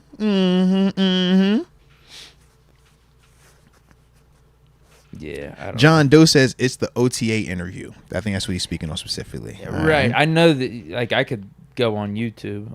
Yeah. I'd have to turn up my volume and we could listen to it. Yeah, dude. Yeah, don't get us in trouble today, Deep, man. Don't get us in trouble today, man. I mean, I could do that. Like, I listen to. He's right. Can I just verify what he's saying there? He's right. Like, Fields wanted to be here. Basically, here's the timeline that I got from what he was saying. Steelers were on his list of teams he wanted to be traded to. Did we ever see the other? I want to know who else was on the list to see like who he truly beat out. You know, he didn't say. Smart by him. Steelers were on the list, and he said shout out to Poles for doing right by him. Like, Poles actually backed up his word. But whenever we signed Russ, he thought the Steelers were going to be out of question. Yeah. It was just going to be Russ and Kenny. Because you're right. We signed Russ before we did the trade. Got back to him about a day after we signed Russ and said Kenny might be getting traded, so, like, hold tight. So Kenny gets traded, and Steelers were still on his list of teams. Yeah, even with Russ. Yeah, we signed Russ, and, yeah, ultimately he gets traded here. Did he say why? I wonder why. What, the Steelers? Yeah, specifically even after the Russ trade. Why? Well, you heard him. He's here to compete. No, I'm with you on that. I just think it's one of them things where it's like you can still, like, you can have 4 teams that you like, right? But it's if we're looking at the different QBs, and that's why I wish we would have known who the other ones were comparing against. If you're just reading in between the lines of what he says about Tomlin and being here with the Steelers, I think Tomlin's probably a big part of it too. Gotcha. Coach. Yeah, because I'm like, you're not just looking at Russ and you thinking it's sweet. Like, I don't feel like any like NFL player looks at him like that. You know you're gonna fight. It's gonna to beat Russ out, bro. You're gonna have to bring your best game. I think he has a relationship with Russ too. Like, I've heard that too. State. Yeah, I've definitely heard that. Russ as a mentor, as a guy to look up to. So that probably didn't hurt either. Yeah. Now, question: we've heard Fields speak directly to the competition, right? Saying that he is looking for it. He's not just coming here to sit for the whole year. Did Russ get a chance to talk? Did anyone ask Russ specifically about that part? Fields? Yeah, in terms of like Fields being here. No, not at all. Because I was like, the intro when he got here, it wasn't Fields, so that dynamic was different. Him, yeah. What's your thoughts on Kenny being traded and Fields being brought in? Like, I'm like, yo, we ain't got. How we don't have those yet? He's not gonna give us an answer though. You never know. I'm just here to compete. This is different. It didn't matter who's going to be this here. Is new Russ. This is new Russ. New Russ got buzz cut with the QB room being the best he can for the team. Don't do him like that. Don't do him like that. No. This Russ. That's who we're rocking. Nah, that ain't the Russ. That was Denver Russell. That was Russell to talk like that. I'm happy it's Justin. You know, we go back. Nah, don't do him like that. In Ohio State, we got we have a good relationship. So we're just excied to push each other, make each other better, make this team better. Russ wouldn't talk like that. That's what he would say. That is not what he would say. He's gonna say, "Bro, I got that dog, double OG," and tell him come holler at me. I know that what he said. Watch, I know what he said. Noriega says Moats, they did ask him, but he tried to change the subject. Oh, did they? See, I listened to the Russ interview too. I don't remember Kenny being brought up or specifically him being asked about Fields being here either. Okay. I could be wrong though. Nah, I gotta go see, man. All right, Noriega, did he give a response? I gave you his quotes. Was his response like Deke's or was it like mine's? All right, it felt like it should sound like mine's. OG, triple OG, man. Hey, tell the young pup, man. He better, hey, ice up, son. Tell him that. Yeah, they are saying they brought up. It was Fields. They brought up Fields. All right. Nothing about Kenny though. Okay. Yeah, I would have liked to hear more about his reaction to Kenny being traded. Yeah. Something like that happened like rapid. Like you go from you're here, introduction, you're competing against the first rounder from 2 years ago here to he's gone. Now you're the man solo for a day. And then a day later, it's like, oh no, we brought Justin Fields. Everybody's back hype again. Hey, welcome to your new competition. Like, whoa. Because now I wonder, hey, Russ, if Fields was already here, would you have signed here? You know how Fields obviously said that, yeah, even though Russ is here, he still was like, yeah, I still wanted to come. He still was on my list, right? Would that have been the same dynamic if Fields was already here and Russ was having the option of, yo, are they still on my list still? You see, like the order of operations, like if it flipped, if Fields was here first, right, then we get rid of Kenny. Would Russ still want to come here? Whoa. Because it's easy for Fields to say that looking at Russ, and like we could say, man, you could just sit behind him if you needed to, right? Or you can compete and ultimately get a chance to beat him out. That's a good question because I feel like if we traded for Fields and because if Kenny wants out, I don't think Kenny wants out though. If we trade for Fields, I would agree. I think it's competition between the two. I think he's sticking around for that. Because I definitely think he looks at Fields a lot differently than he would look at Russ. It had something to do with Russ being Russ as to why Kenny wanted out of here. I think he's a Hall of Famer. You say he needed some handstands, some extends. He was concerned about Russ's hand size. They couldn't be. I don't know what else is concerned about because he just tucked away. You know, they shriveled up on him. They did say Russ's hands were like one of the top measured hands at the combine. I think it's like 10.5 inches. Listen, a lot of people say size matters. All right, that's what they say. Yeah, I don't know where Fields stands with that, but yeah, I think Kenny would have been here with Fields. So yeah, I don't think Russ signs here. Now, if Kenny asks out after we trade for Fields, I don't know if he signs here either. Just because I don't think it's as appealing.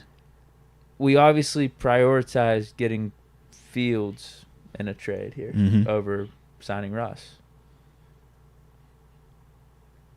I think it makes sense how it played out, though. Like, Russ for $1 million, I'm doing that all day, every day, over trading for Fields. And at the time, we didn't know what the market was for Fields. We thought it was higher. We were thinking it was going to be like a third-round pick or something. Yeah. Didn't know it was going to be a 6. Like, it being a 6 changes things. But, yeah, I mean, we got good deals on both the guys with Wilson and Fields. Like, excellent deals that Omar pulled off. No, fact. Shout out to the con, man. Steals. Shout out to the con. Yeah, maybe Russ goes like the Raiders or the Giants and feels better about winning the job in those situations. Or just because I feel like we had a better understanding of his market. Yeah, I feel like we knew some of his plays, whereas with Fields, outside of Pittsburgh, we don't have a lot of just where would it have been. We thought Atlanta, but it was like, no, they did Kirk and then turned around and drafted Penix. Right. Yeah, I don't think it would have been off the table completely, but yeah, maybe he would have looked somewhere else. It would have been a better opportunity for him. Just because I don't think the vibes would be the same with Fields already being traded here. Russ was the first guy we brought in from the outside, so I think that it says something. It says more like, all right, we're prioritizing this acquisition over that. Whereas if we traded for Fields, obviously we're prioritizing getting Fields over signing Russ. So maybe he looks at that and is like, I don't know. Yeah, because Kenny's the outlier. Because Fields isn't in the equation if Kenny stays. Definitely, yeah. I don't so that was the one that kind of shifted or changed all of it. And yeah, I think we're both on the same page. If it's flipped and Fields is here first, I don't think Kenny has the same energy towards him as he did towards Russ. Yeah. I think it's a different dynamic, two different caliber of players. Even though we talk about some of the intangibles that Fields has, he still has to put it all together. He has not had the type of success that Russ has had individually or from a team perspective. And that's the part where, Russ could have been a little too intimidating. I get it. Fields, not so much. But Fields, I love his confidence, though. And that's the part where I think could have been interesting, though. Because Fields got to tell you. Yeah, and I wasn't fully against trading for Fields. I was against trading for Fields and giving up like a second-round pick or even like a third-round pick. Because I thought there were, I'm not going to say better options out there, but options where we wouldn't have to give up assets for, like Right. re-signing a Mason, or I guess the Russ one too Mhm. for like $1 million. And I also believe in Kenny, so like that was part of it too. I was like, we don't need to go through all this. I think Kenny's going to take this year 3 jump, but I also understood that the Steelers wanted competition, so it is what it is. Yeah. But yeah, we got Fields for a 6th. Like that's a completely different story, Yeah. in my opinion. Nah, respect on that, man. Respect. All right, is that it? Shout out. No, I think AJ pulled up. He got dropped another super. And then let me shout out to the homie Thad C real quick, because he just joined the upper room. So Yeah. Thad C, welcome to the upper room. Yes, indeed. Yes, indeed. AJ Martinez says a song for all the caregivers out there. Stranglehold by Ted Nugent. Keep up the good work. A song for Steeler Nation by Queen. We are the champions. Hey, shout out to Queen.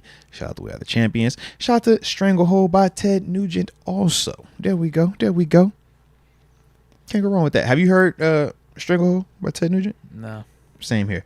I know you've heard We Are the Champions. I There have. we better say everybody had to have heard that song. Otherwise, you've never witnessed the championship. You ain't have to win it, but you had to at least witness it. You've seen one. Even on TV. You might not have liked who won it, but you've seen one. And they for certain going to play that one. And then they're going to hit you with DJ Khaled.